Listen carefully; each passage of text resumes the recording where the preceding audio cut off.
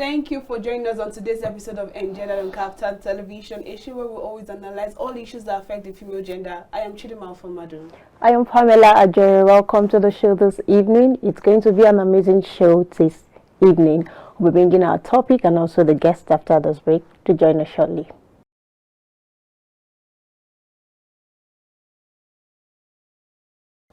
Glad to have you back on this segment, and if you're just joining us, you're right in time because the show is just about to begin.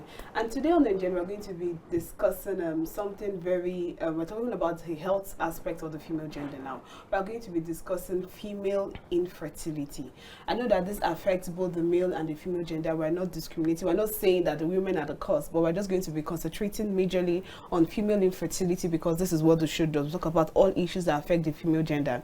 And to do justice to that topic today, we're going to be having Audu Onuche. He's a consultant obstetrician and a gynecologist. You're welcome to the show. Welcome to the show, very sir. much. Thank you for having me. How are you doing? I'm fine.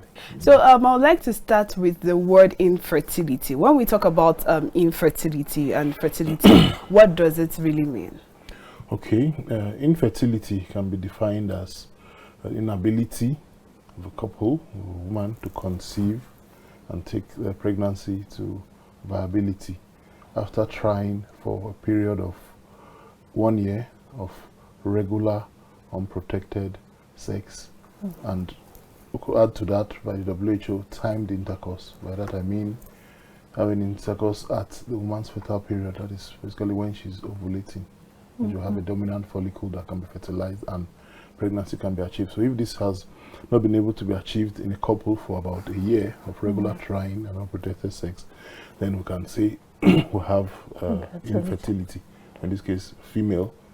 We'll come back to some classifications that would, specifically define them. I would like to divide them into factors, and with all those factors, I'll do justice to it. So, for definition's sake, basically, that is it. Okay, we can just follow up as well. What are these classifications? Okay, primary is when the woman has never been able to conceive. Then secondary is the case whereby she has conceived before, but she's trying again and not being able to conceive. So in primary and secondary, that's for that aspect. Then now for the factors, there of course the female factor, male factor. But in this case, since we're considering female, we'll now look at the subclassification of factors under female. We'll start with the ovarian factor, that will have to do with disorders or problems with the ovaries. Some of them could be ovarian tumors, ovarian cysts, polycystic ovaries, or generally problems with the ovaries. Then we'll come to tubal factor. Tubal factor has to do with the fallopian tubes. So any problems with the fallopian tubes, previous surgeries on the fallopian tubes, we have had ectopic pregnancies for which has been operated and that affected the tubes, pelvic inflammatory disease, that is an infection of the superior genital tract that has affected the tubes, which is like salpingitis, and it can be caused by various microorganisms, or disease-causing microorganisms, infections, and all that that affected the tube. We progress further to uterine factors, that is to do with the uterus itself, the womb. What could these factors be? Basically, fibroids. That's very frequent here in our environment, in our region.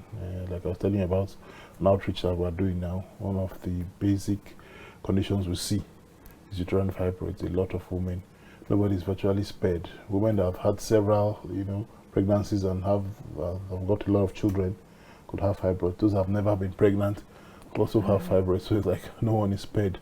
Then we come to cervical factors. That's around the cervix. Problems with the cervix. One of the problems could be malignancies, that affect the cervix, cancers. By that I mean, Then of course there could be congenital malformations in the cervix that could also affect, because we have tumors of the cervix. There are some fibroids that could find themselves around the cervix. Then finally, also endocrine factors. In this case, it has to do with hormonal imbalances, problems with hormones. Some hormones could be elevated or reduced in their quantity. So when you do a lab investigation to check the values of these hormones that could be elevated, one of them could be like prolactin, whereby they complain that these patients have most of the time have hyperprolactinemia, means the hormone is elevated. They could be having milky discharge from the breast without being pregnant. So in such a case, it can be treated with medications to bring it down. Then eventually, they can try. So in summary, I've tried to summarize. You know, can go into much more detail about all of this, but you know, classify them in primary or secondary infertility, then by factors which we mentioned: ovarian factors, tubal factors, uterine factors, cervical factors, and endocrine factors.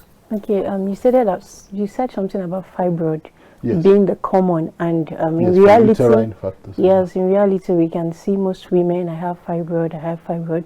What are the possible causes of this fibroid? Okay, well, the medical literature will tell you that the cause is not known. Okay. You know, however, studies have shown that some genetical conditions could be responsible. Now, or some hormonal, you know, imbalances that could be responsible. That's what medical literature tells us.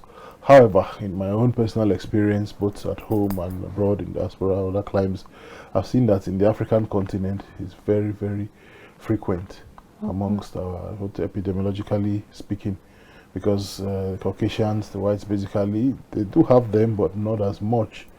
You know, they are fewer and usually smaller. But in the black race, in the African race, we have patients with lots of fibroids and very, very big. You have fibroids that if you want to examine a woman and measure the size, it could be as much as 20, 26, 28 weeks of pregnancy size. So the womb will be as big as somebody who is pregnant. You know, pregnant and all that. And you can palpate it, you can feel it, you know.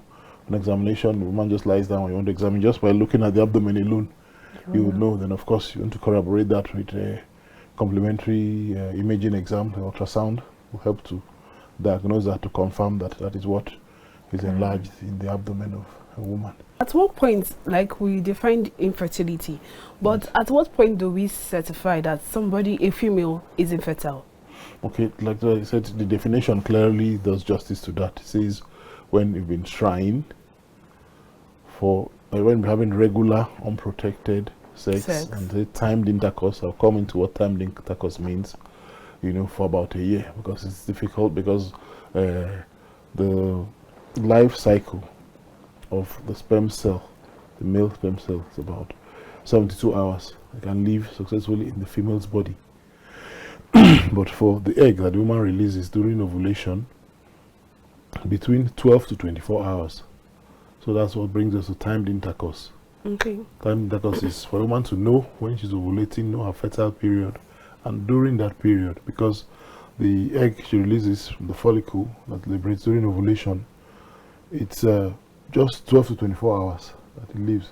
But the sperm cell can live for 72 hours. So even if a man meets with a woman a day before ovulation, the sperm cell is still viable in the female genital tract, and it can still meet with an egg, fertilize it, and it can travel back in the fallopian tube, of course, where it occurs, travel into the uterus, the womb, in the endometrium, and get implanted for it to occur. So that timing. So if one is having that regular unprotected sex, no matter what, you will definitely fall between the fertile period of a woman.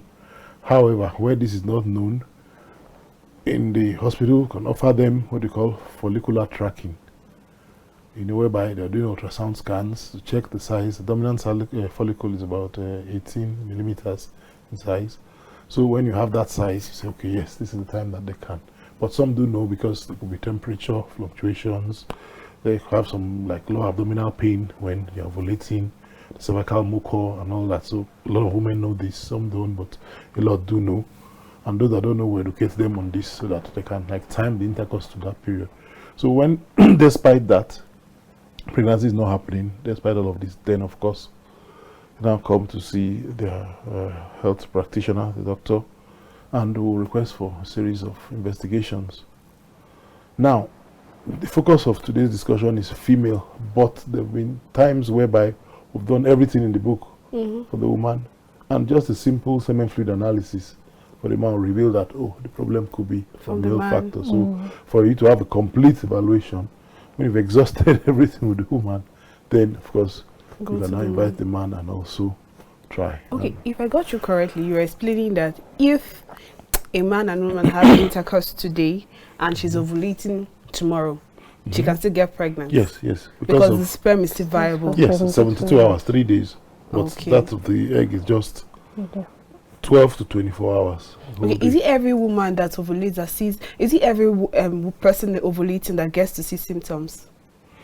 Well, there are people that, because I hear people sometimes they say they don't know. No, of course, that's what I'm saying. And that, of course, because the thing is this, the people that are aware, because they've been taught or they've read about it to look for the symptoms and all that, then of course there are people that basically not know. There are people, okay, for example, there was someone who came out like complaining of some abdominal pain, and I said usually it's when she's ovulating. I said, of course, that's the cause of the abdominal pain, because she was specific about the time. During menses also you could have, you know, all of that, but during ovulation, that pain, then of course there is a 1 degree rise in body temperature. But you will not notice that if you don't check, you know, so we need to be educated about these things and know what to look for. So when you're conscious of those facts, then some people may be occurring in them, but because they're not conscious of it, they just feel, well. But some people calculate by calendar, right? Yeah, of course, from your last menstrual period and all that. Usually 2 weeks or 14 days from your last menstruation, first day of the last menstruation, 2 weeks into that.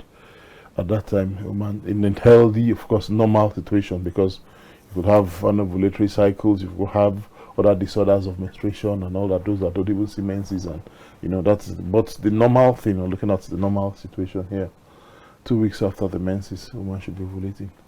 Okay. I can also go further to say that it can also be induced with medications, but we'll come to that if the time permits. Okay, what will you say are the preventive measures to reduce this infertility?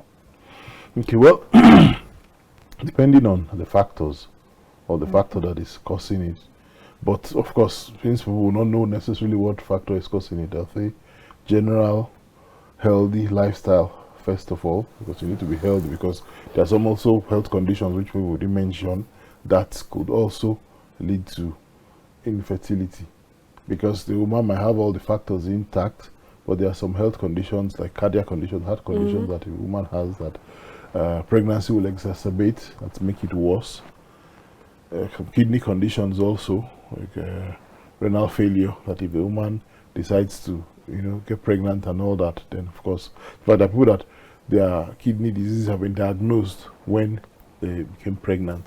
So generally, one wants to be very healthy, because hygiene, because of course infections also is what will lead to like the tubal factors when you have pelvic inflammatory disease and all that. So I want to say general health and well-being of the woman, avoiding of course promiscuity, because I mean in a young and youthful population this is becoming much more rampant. We were not like this in the past now, but people from secondary school, university, you're going to find all manner of things happening in our young people, because one of the risk factors for pelvic inflammatory disease is having multiple sexual partners. So that can lead to infertility for a tubal factor. Now, which other things can people do to be healthy, you know, for to be fertile and maintain their fertility? You know, there are certain habits and things that one get exposed to that can affect our fertility, from work, or those who are in the sciences, work in hospital. There are areas that like radiations from a certain equipment and all that that can affect, you know, fertility of people. Then the places where you have, of course, electricity from nuclear plants and things like that. So not very common, but it's also a cause.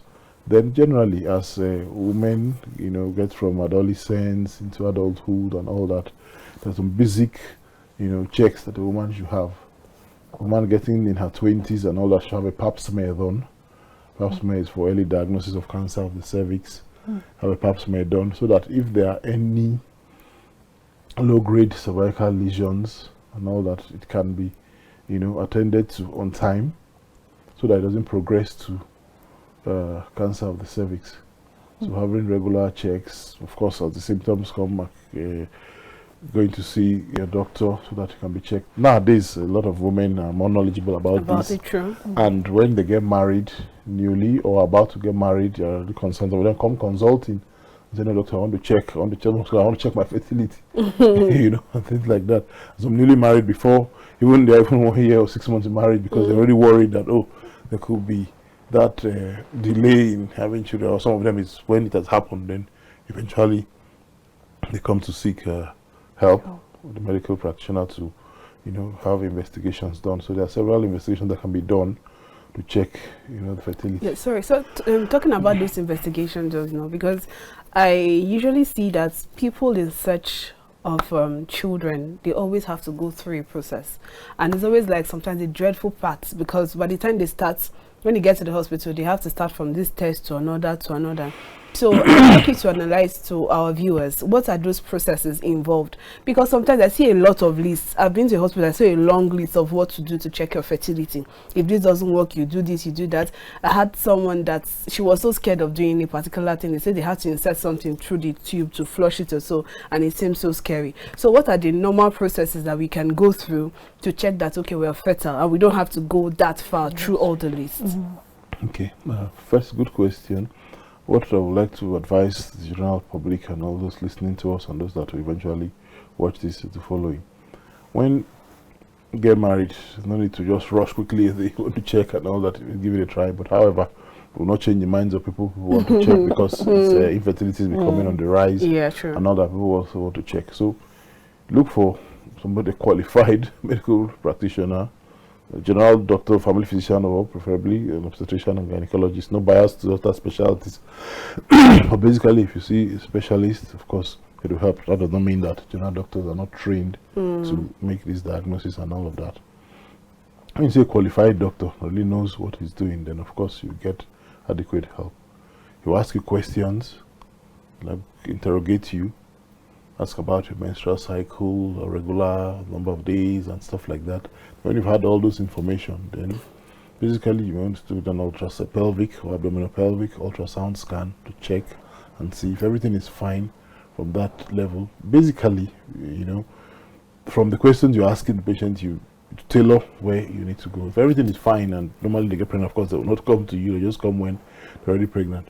But where they've come because there's a problem or there's a delay, then of course you want to do a pelvic ultrasound scan or abdominal pelvic. You want to examine the patient with the speculum, look at the cervix, see that everything is fine, there's no vaginal discharge, there's no odor and all that. If there is, you can take a swab, send it to the lab, whatever is cultured, and diagnosis can be treated. Then of course there's what you call the HSG, hysterosalpingograph, whereby it's a bit invasive. The instrument is introduced into the cervix, then the contrast is passed, then some x-rays are taken, whereby if the contrast passes, and there's no place where it gets blocked, then you know that the tubes are patent, like the fallopian tubes, and of course in that case everything is fine. Then of course there's the lap and dye test, that's laparoscopy with dye test, whereby it's a minimal access, minimal invasive procedure, whereby they make small keyhole incisions on the abdomen. Instruments are introduced, so the camera, light source, and all that. Then it's watched on the screen, like a TV or computer screen in the theater. So somebody is in front of the woman with a speculum, and instruments introduced into the vagina with a syringe, and contrast medium, as the blue methylene can be put, is introduced inside. Then from what you are seeing on the screen, you see how it will pass through the tubes in blue color because of the color of the product. Then when it passes through and all that to the abdominal cavity, then you know that of course the tubes are patent. That is one. Then furthermore, as you're interrogating the patient, you want to do a hormone profile. Maybe day 2 hormone profile or day 3 hormone profile, where you want to check hormones like follicle stimulating hormone, luteinizing hormone. I heard that is very expensive. Well, it depends. There are different laboratories, usually the private ones are more expensive. About the cost and all that, I don't have the exact figures because with inflation and everything, the cost of everything is rising. These labs have to use electricity, you have to use all manner of things. So definitely, as prices are going up in the economy from fuel and all that, it has a spiral effect on every other thing. So, but of course, there are places that are expensive, there are places that are less expensive. But of course, fertility treatments and all that are generally expensive. We'll come to that. So basically, those hormonal investigations from the lab, radiology or imaging studies from ultrasound scan and all of that, the HSG I mentioned, the lap and dye test procedure. With all of those, basically, you'll be able to make such a diagnosis for infertility. There are further studies that can be done depending on basically the complaint of the patient, or one finding that you get, or one study can lead you. Okay, you mentioned regular menstruation. I would like to know, there are some people that have irregular menstruation. Yes. And some people say it could be a cause of infertility. Of course. So what is the cause of irregular menstruation, and how do we try to balance this and like make it regular? Okay, well, it depends on the cause, but usually it depends from the age of the patient. In very young patients, really, you're not really bothered.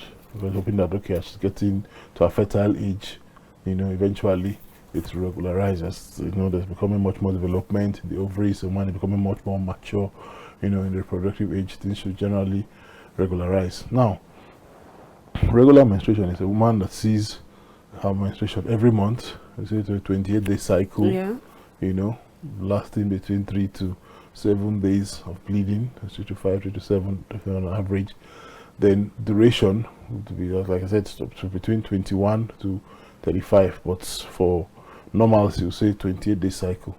They are seeing it that way, it's fine. Now, if a woman comes and says, no, she's bleeding for the entire month, of course, that is strange and that is abnormal, you know. So, usually it has to do with the number of days and the quantity of flow. So people will say, oh, the average sanitary pad, maybe always, or well, I don't call brands that here, but that one of the most common people use.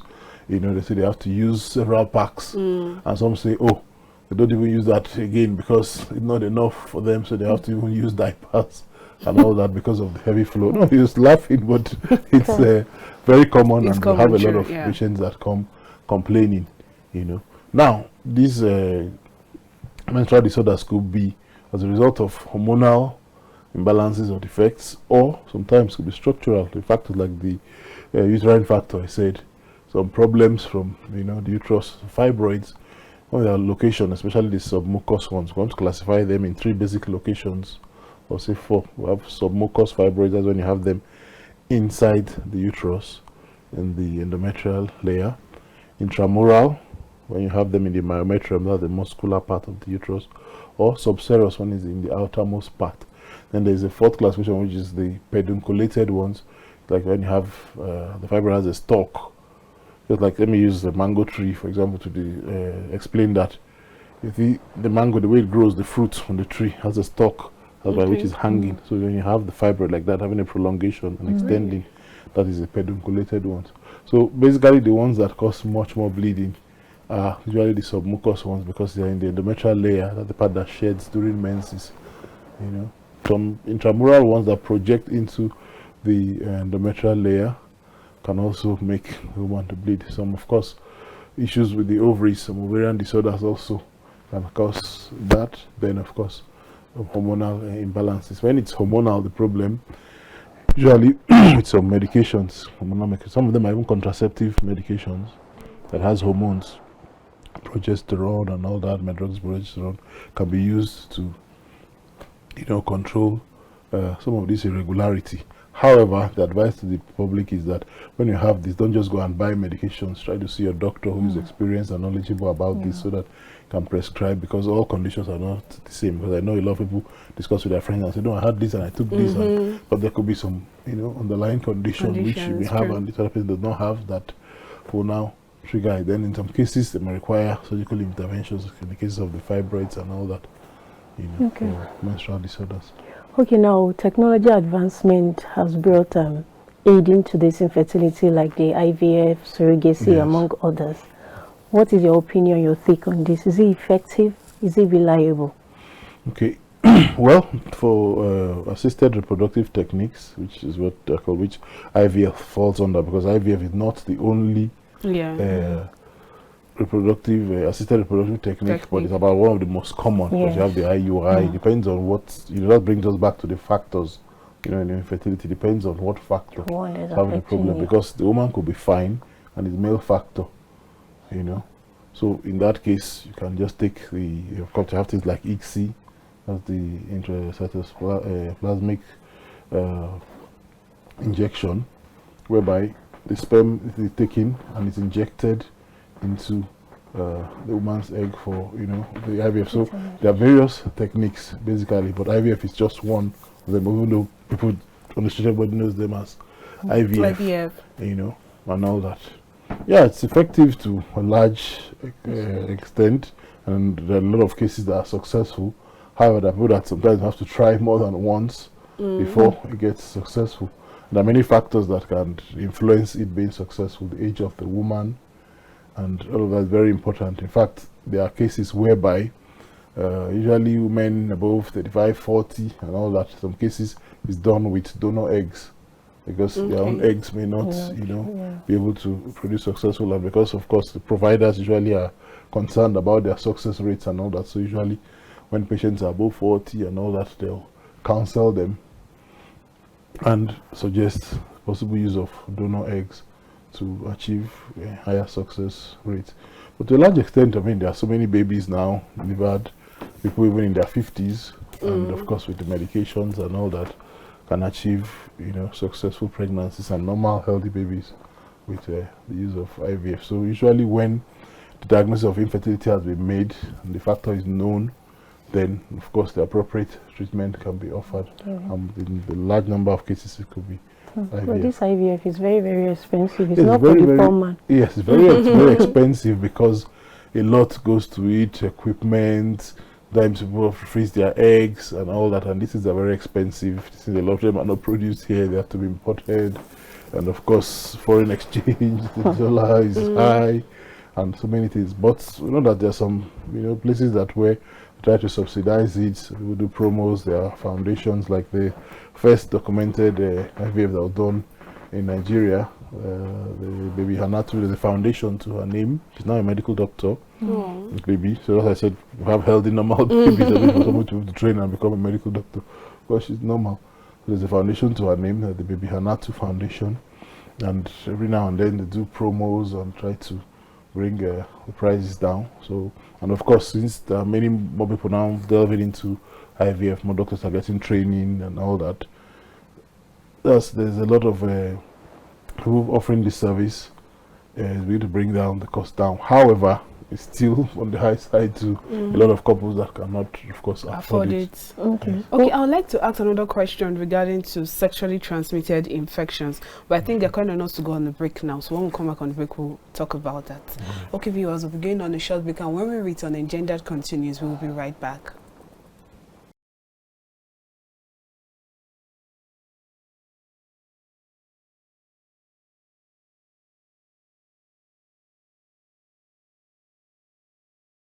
Welcome back to the program. If you're just joining us, this is Engendered, and it's coming to you live from our Abuja studios here on Kaftan Television. If you are just joining us, this is the second segment.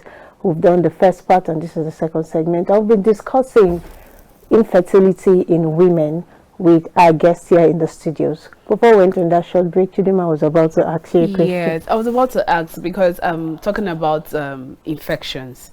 You hear a lot of stories. Some people just come and say, I have a toilet infection. How do we differentiate what a toilet infection is and what a sexually transmitted infection is? And because you hear stories of untreated sexually transmitted infections actually causing fertility in women and sometimes men too. So how do we differentiate this, and then what is the proper way to treat it? Because some people just feel like, I see people that say, oh, I had this before, so I'll just go to the health, pharmacy and get any antibiotic and treat it, and it will go. So how do we handle this? Okay, first, what I'd like to make people understand is, when you have infections, although medically speaking, I would not like to use the word toilet infection, I would rather use vaginal infections or vaginal sepsis, you know, much more appropriate and covers. And now, these infections could be caused by various microorganisms, from bacteria, fungi, viral, you know, viruses, and all that, and of course parasites can cause the different classes of infections. So usually when people have symptoms, whatever symptoms they present, and you are worried about it, then of course you should go and see your medical professional who is knowledgeable about this. Then it can help to make the appropriate diagnosis and prescribe the adequate treatment for whatever infection the patient is presenting with. Why do I say this? Because when you see a medical professional and the adequate tests are done, like in women, and of course in men also, swabs can be done. Like for women, the high vaginal swab, when it's done, it's sent to the lab, it's cultured, average of about 3 days, or a little more, depending on the lab. usually you culture the particular microorganism that is causing it. If it's a bacteria, usually they do culture and sensitivity. That means whatever is cultured would, in the lab, they'll test it with different kinds of antibiotics, and you find the ones that are resistant and the ones that are sensitive, and it will be graded in pluses to show the increasing nature of the sensitivity. So the one that will have more pluses are the one that can treat it much more effectively. Okay. So if you do that, then of course you will be able to pick an appropriate antibiotic that can conveniently treat the condition one is presenting with. What's the danger with just going to buy any random antibiotic?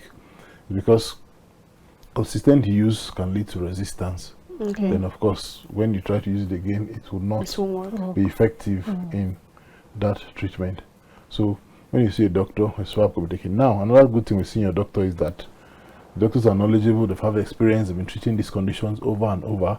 So sometimes just by clinical examination alone, and sometimes by the nature of, because one of the frequent symptoms of vaginal infections is vaginal discharge. So by the nature of the discharge, from the color to the odor to how it looks and all that, is enough in some instances to make a diagnosis, or at least have a clue to what it is. Then you now complement that with your laboratory investigation, in this case a swab, which can now help to, in the treatment, in the choice of medications for treatment. Okay, what's the ideal color of the vaginal discharge? Okay, normally it should be normally colorless, although you could have some whitish discharge that could be considered as normal. But when you have whitish discharge that is itchy and gives this kind of burning sensation, most of the time it's fungal infection. This is called candidiasis, caused by one of the class of the fungi is the Candida albicans. So in that case, if that is diagnosed, it is a vaginal candidiasis. That's the name. Very frequent amongst women, but it's not always sexually transmitted. In fact, some literature will tell you that it's not sexually transmitted because the fungi, it could also, that comes to hygiene also, the source of water. A lot of the water, source of water passes through tanks and all that, and in these tanks you have these fungi.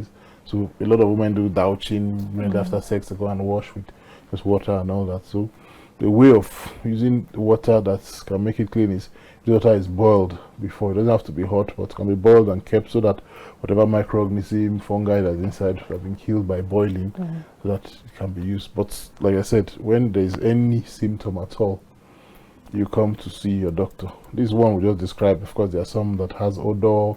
There are some that you won't find some lesions or like sores around or ulcers around the genitals. So for each specific one, it can be diagnosed clinically. But sometimes that can be inspecific. So for that, you just take your swab, and it will help to diagnose, and treatment can be given. So coming to how this causes infertility, because several untreated infections can now lead to pelvic inflammatory disease. And in that case, the causative agent could be more than one. So the treatment sometimes will require more than one antibiotic to treat that, and anti-parasite medications like Flagyl and all that. But I don't want to mention much more medications, because people will not take this and say, when they have this, exactly, so self-medicate rather than seeing the medical professional for proper treatment. Okay. So let's look at the age factor now. We're talking about the age. Yes. One went on because I was narrating that there was a friend that said that she wanted to get married, and the mother-in-law said, "You've crossed the age of 25. Actually, you're still going to be fertile." So why do they always relate this to mostly the female gender? Your age is important. Is there any fertile range for the female gender? Is there a point where we say, at this age, you're no longer fertile? Okay. Well, age has its role that it plays. But I think the woman 25 is still a young woman and still in the peak of her fertility. So at 25 is still young. Even in 30, it's fine. Now, I'd like to divide it into ideal and reproductive. So from age 15 to say 40 up to 49. You understand? Reproductive age. But ideal, I'll say from 20 to 35. Ideal. Now, because of career goals and feminism and women trying to achieve, so we want to leave childbearing and all that until after they've achieved so much and all that, you know, academically and in society, you probably made money, but I think that you never make enough money, so you want to at least get to, but ideal age to 80, 35 is ideal. For those that go beyond that, of course, well, I mean, you will not put a tag and say people should not, you know, but where it depends on one and you can do it, if you can achieve your childbearing objectives by age 35, I think is adequate.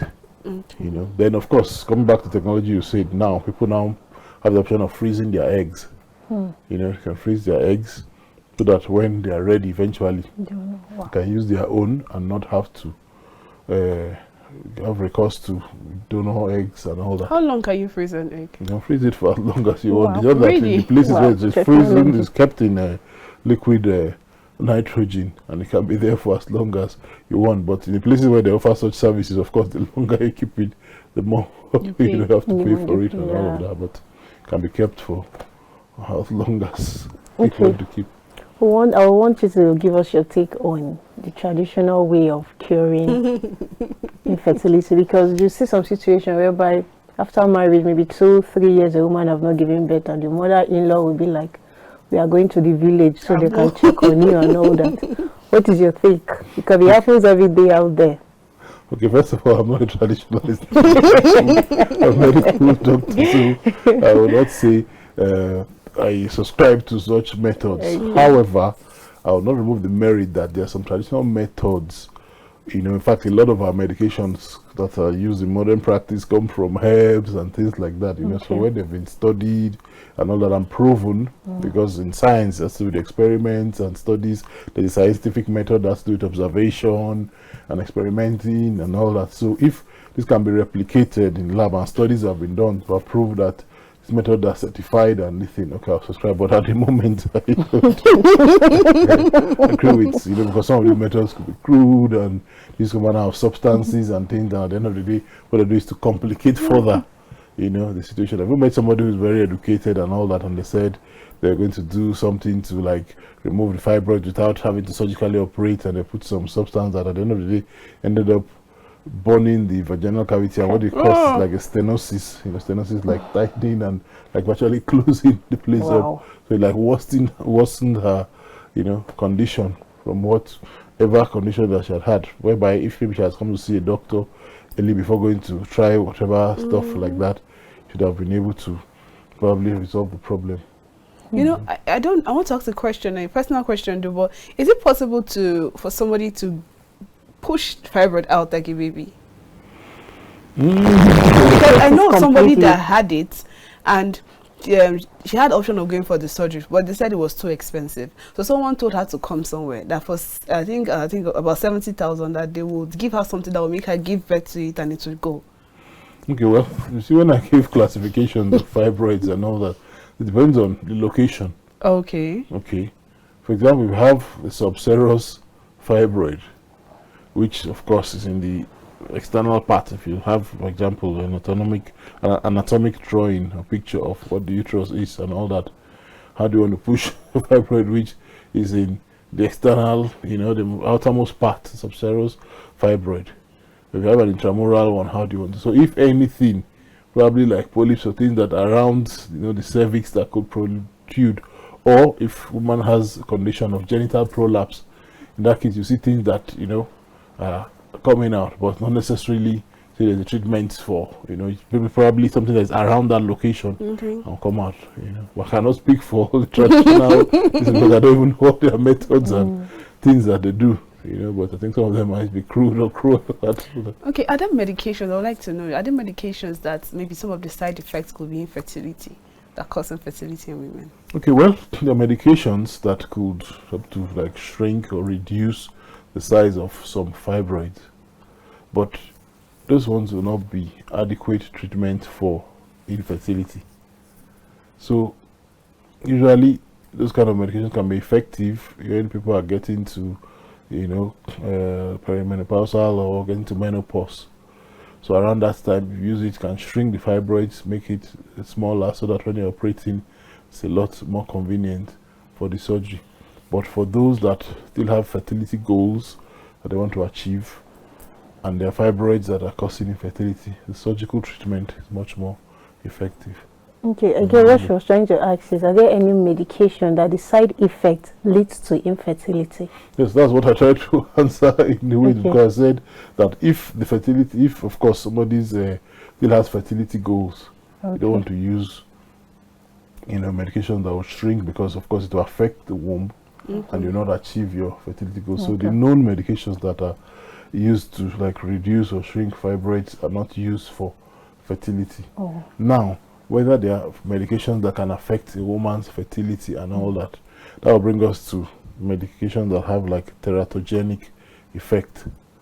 By that I mean, for example, this is the case for people that, can achieve or can become pregnant.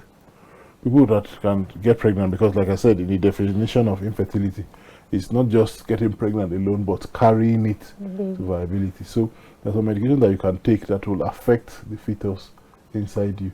And in those cases, of course, you'll not achieve, the objective of getting pregnant. So that's why it's always good to see your medical professional to get medications prescribed and not self-medicate, because it can erroneously acquire medication that can affect the fetus that is growing inside you and create problems generally.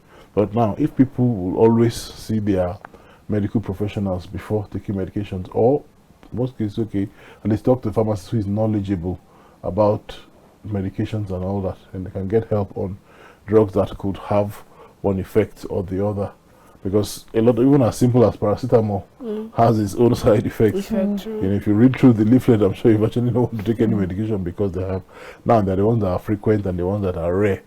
So usually when one has a headache, you don't necessarily even talk to your doctor, you just go, people have it at home, you just pick your paracetamol, you already know the dose. Just take it, and they'd have solved their problem. So usually there are many medications, and of course there are medications who are in various phases of trials and all that, that probably could affect one organ or the other. But most medications that, of course, because for medication to come out and be used, they go through a lot of stages of approvals and all that. Then, of course, the regulatory agencies, in our case, of course, NAFDAC has to approve the medication that is sold legally in the country. Okay. Yes. What I wanted to ask is, are there any awareness program that is targeted on addressing infertility in the country, in Nigeria here? Because what you don't know, you cannot solve. No, of course, of course. Well, so many medical facilities, but government, private, mainly private now, because we have fertility clinics. These are not full, hospitals, but just fertility clinics that offer all these services.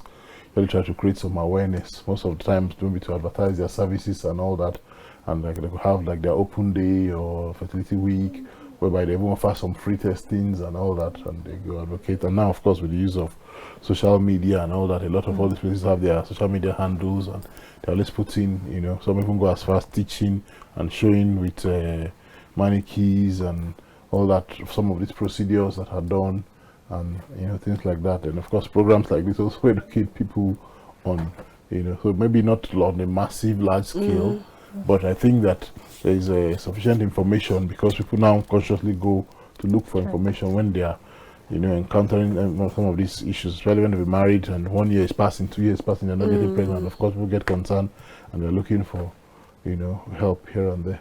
Okay, you mentioned something earlier. You spoke about the fact that fertility is carrying a baby to viability. So in a case whereby a woman gets pregnant, I know somebody that has been pregnant for 5 times, but she had 5 miscarriages. Yes, is that related to as in that case, you have recurrent pregnancy losses. Okay. So of course that has to be studied. But the person is fertile. Yes, but because she's not achieving, because of course it's when the objective is not to just get pregnant and eventually miscarry. So okay, I can give you an instance now. You have a particular soil, and you plant your crops, and the crops in the will die, and you cannot produce those crops for it to be consumed or sold and all that. Probably want to check what is wrong with or let me make it more easier. We know, of course, what fertilizers are used, to grow our crops and all that. So you from the name, fertilizer, to fertilize the soil. So you can grow certain things on the soil, but when you put your fertilizer, you can increase or boost your yield and output and all that. So in that case, it's carrying it to, the end to, of course, achieve the aim, which is at the end of the day to carry your baby. Okay. So you should be able to at least get to that viability and eventually deliver to say, yes, this woman is really fertile. So it's like grading. Okay. This case of infertility, can we refer to it as genetic or hereditary? Is it possible? Not necessarily. Well, the genetics could play its role and all that, but doesn't mean that, because one family there's some things that you say, okay, yes, because of one thing or the other, but not diagnosed, but it doesn't necessarily mean that it's hereditary because somebody passed. Because if a woman was able to give birth to a child, now passed infertility, that's because she gave birth eventually, so each case has to be studied for a diagnosis to be made to know what exactly is the problem or the factor that is involved.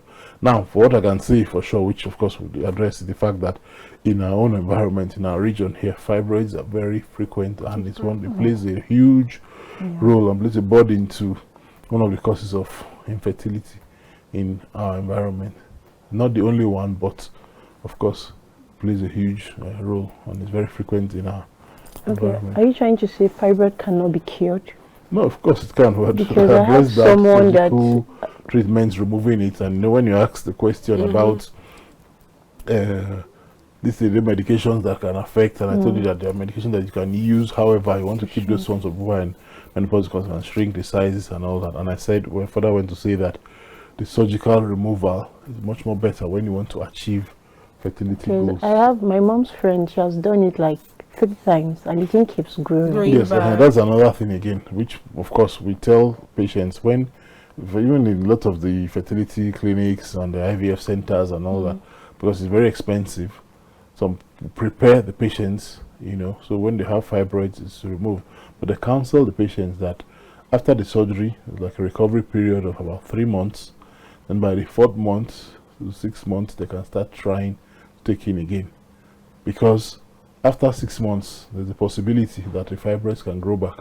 And I've had patients also that were operated upon that have had fibroid in the past and they've been removed and they've grown back and they've removed and all that. And usually, of course, the second or third removal are usually more difficult because of the things that we call adhesions. The different tissues would have like fused together, and the anatomy would have been distorted of the woman. Then of course there's a risk of other complications from surgery and all that. So we usually advise our patients where possible when they want to have fibroid surgery should be that they are ready to to get pregnant, so that if they are trying on their own and it's not happening, then it can be assisted by techniques like IVF and the like. Okay, one of these IVFs, I get to understand that there are some of them where you have to carry, like you have to inject, I don't know if it's egg or sperm now, like you carry your 5 children just in case anyone dies. Okay, yes, that's I don't know if it has a negativity. Well, I think there's some state government, I think Lagos State, I'm told, has a legislation on the number of the embryos you can to boost their chances. Yes. And there are cases whereby, like I was told of a case whereby about 3 embryos were transferred to the woman, because embryo transfer, and rather than say okay to see which one will survive, they all survived, and one of them went to further double. Whoa. And she had 4. Then eventually during the pregnancy, I think she lost one while still pregnant, and ended up with the 3. So sometimes they can survive, sometimes they cannot, but it's like a measure. So I think now what people do sometimes to avoid having to do that is, maybe if they offer a package to the patient, they could say, okay, for a particular amount of money, you will have like 3 trials, so that you don't lose that. Because normally once it's been done and everything, you pay the fee. Now, whether you carry it to viability or not, it's not guaranteed. So somehow I think the providers of all these services, some of them have now give offers whereby they could say, okay, this money would, for 3 trials, so that if the first one is successful, I mean, what trial you can do again with that? You are done. Then the other one 3 trials, so that the first one you lose it, it's okay, don't worry. But you tell somebody, okay, come back again, and the first one was not successful and has paid millions, because this is like their millions, of course they'll not be happy. But when you give them that, okay, this one is not successful, I mean, you still have 2 more trials that can be done, then somehow at least there's some leverage that can help to comfort them, and they don't have to spend much again without achieving. But I think it's more of a technique that is done with the objective of, seeing which one was successful. But like Lagos State made that law, which are trying to see if they can generalize it to the whole country to limit the number, because people out there can just be experimenting and put much more, and if all of them survive. Okay, I have a final question. It's so many people talk about this. How true is it that frequent abortion can lead to infertility? Yes, that one can lead to infertility.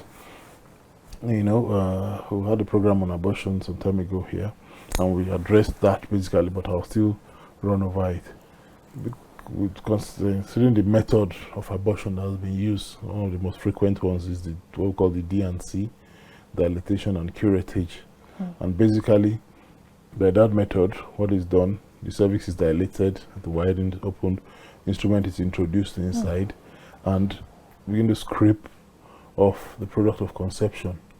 And in that process of scraping, when of course whoever is practicing it is not experienced or knowledgeable, you can like over scratch. You just scratch the endometrial lining of the womb, and that is where of course pregnancy normally will be implanted. And when you've done that, there could be complications, having what you call like uterine synechia or the Asherman syndrome, whereby the walls of the cavity, the uterine cavity, want to like fuse together, join together. Then of course it makes taking in. That's why Plali and like you say in Hollywood and all that, usually when a woman, or even in real life also, is not taken in, filed mother-in-laws or society or family will say, oh, the woman has done, because of things she has done in the past, because she has killed all the babies, people express it in their own way. So it plays a role, of course. Okay, so as a roundup now, what's your final word? How would you advise couples going through this process of infertility? Because some of them that's caused like broken homes. Some people don't know how to go through it. They need to see a therapist. So many evil words have been spoken, and people have been accused of a lot of things. Exactly. So how do you advise couples now to pull through this process? Okay, well, of course, I think much more information and health promotion, making people understand that there are situations and things that could affect their fertility, but there is hope.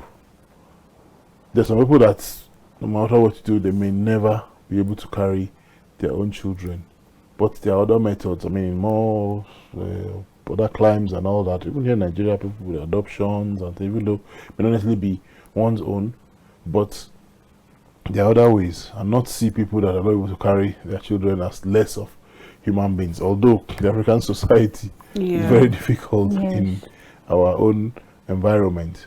But generally, I'll try to say to people that you come to see your health professional, where of course, because above everything, despite what we do as health professionals, we still have a supreme being, which is our God Almighty, which will put everything we do in his own hands, and it's the one that gives life and all that. So we can also, talk to their God about the situation while you see your medical professional, so that whatever has been done will be successful. Okay, thank you so much. Thank you. It's been at some point I was feeling like I was in a lecture. I did not understand some terms. Gradually later we will understand. Thank you so much for your time. Okay, viewers, that's all we can take on today's episode of Engendered. Do well to join us next time for an interesting episode. I remain Chidinma Ufomadu. I am Pamela Ajero. Bye for now.